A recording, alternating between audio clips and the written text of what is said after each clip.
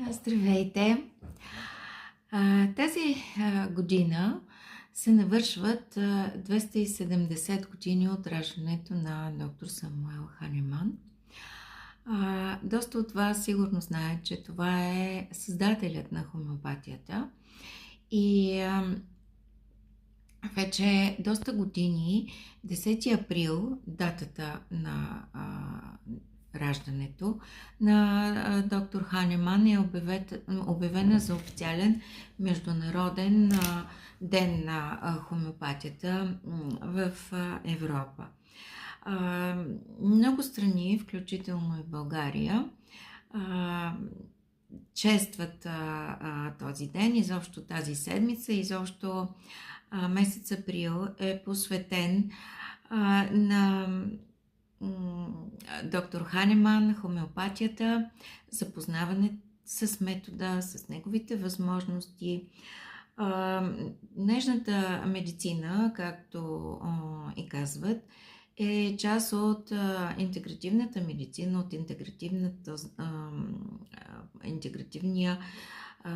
подход към холистичния подход към здравето и много успешно се включва, включително и в официалната медицина, тъй като времето е такова, че много комплексни са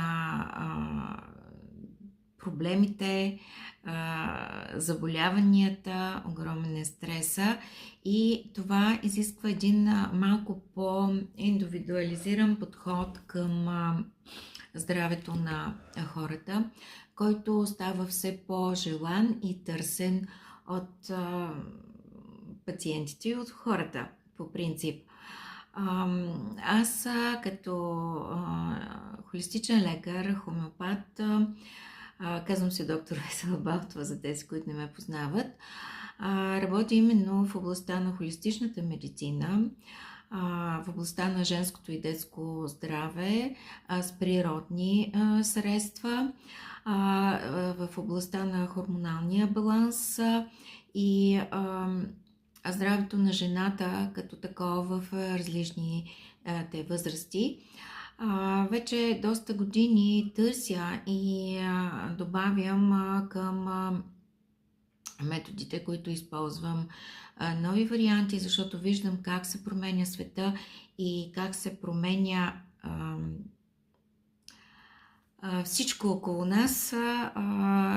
и това